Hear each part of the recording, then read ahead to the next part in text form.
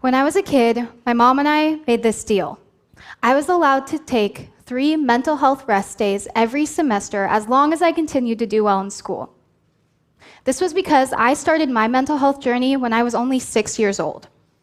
I was always what my grade school teachers would call a worrier, but later on we found out that I have trauma-induced anxiety and clinical depression. This made growing up pretty hard. I was worried about a lot of things that other kids weren't, and school got really overwhelming sometimes.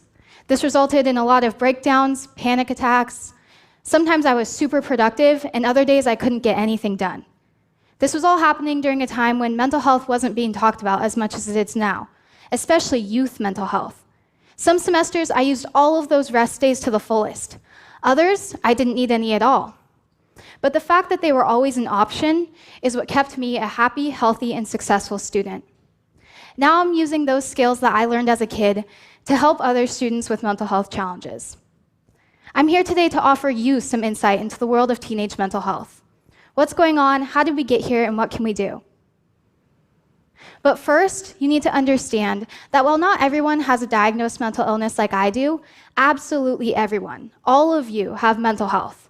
All of us have a brain that needs to be cared for in similar ways that we care for our physical well-being. Our head and our body are connected by much more than just our neck, after all. Mental illness even manifests itself in some physical ways, such as nausea, headaches, fatigue, and shortness of breath.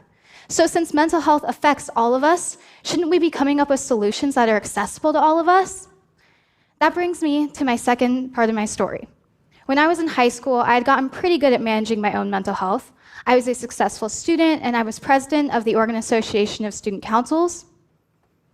But it was around this time that I began to realize mental health was a much bigger problem than just for me personally. Unfortunately, my hometown was touched by multiple suicides during my first year in high school. I saw those tragedies shake our entire community. And as the president of a statewide group, I began hearing more and more stories from students where this had also happened in their town. So in 2018, at our annual summer camp, we held a forum with about 100 high school students to discuss teenage mental health. What could we do? We approached this conversation with an enormous amount of empathy and honesty, and the results were astounding. What struck me the most was that every single one of my peers had a story about a mental health crisis in their school, no matter if they were from a tiny town in Eastern Oregon or the very heart of Portland. This was happening everywhere.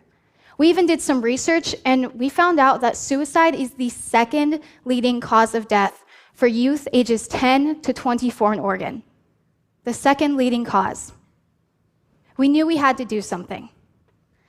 So over the next few months, we made a committee called the Students for a Healthy Oregon, and we set out to end the stigma against mental health. We also wanted to prioritize mental health in schools.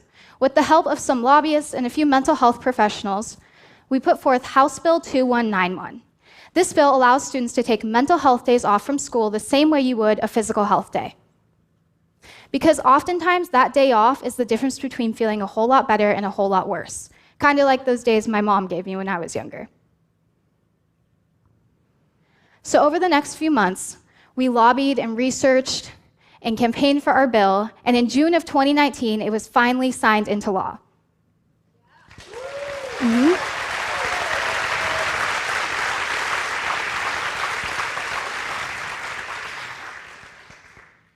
This was a groundbreaking moment for Oregon students. Here's an example of how this is playing out now. Let's say a student is having a really hard month. They're overwhelmed, overworked, they're falling behind in school, and they know they need help. Maybe they've never talked about mental health with their parents before, but now they have a law on their side to help initiate that conversation. The parent still needs to be the one to call the school and excuse the absence, so it's not like it's a free pass for the kids. But most importantly, now the school has that absence recorded as a mental health day, so they can keep track of just how many students take how many mental health days. If a student takes too many, they'll be referred to the school counselor for a check-in. This is important because we can catch students who are struggling before it's too late. One of the main things we heard at that forum in 2018 is that oftentimes stepping forward and getting help is the hardest step. We're hoping that this law can help with that. This not only will start teaching kids young how to take care of themselves and practice self-care and stress management, but it could also literally save lives. Now students from multiple other states are also trying to pass these laws. I'm currently working with students in both California and Colorado to do the same because we believe that students everywhere deserve a chance to feel better. Aside from all of the practical reasons and technicalities, House Bill 2191 is really special because of the core concept behind it, that physical and mental health are equal and should be treated as such. In fact, they're connected. Take healthcare, for example. Think about CPR. If you were put in a situation where you had to administer CPR, would you know at least a little bit of what to do? Think to yourself. Most likely, yes, because CPR trainings are offered in most schools, workplaces, and even online. We even have songs that go with it. But how about mental health care? I know I was trained in CPR in my 7th grade health class. What if I was trained in 7th grade how to manage my mental health or how to respond to a mental health crisis? I'd love to see a world where each of us has a toolkit of skills to help a friend, coworker, family member, or even a stranger going through a mental health crisis. And these resources should be especially available in schools because that's where students are struggling the most. The other concept that I sincerely hope you take with you today is that it is always okay to not be okay, and it is always okay to take a break.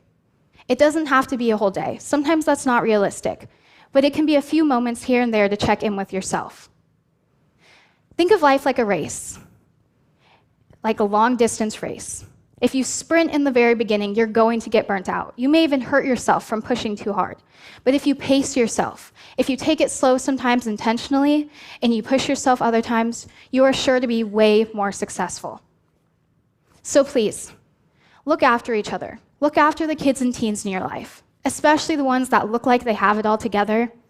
Mental health challenges are not going away, but as a society, we can learn how to manage them by looking after one another. And look after yourself too. As my mom would say, once in a while, take a break. Thank you.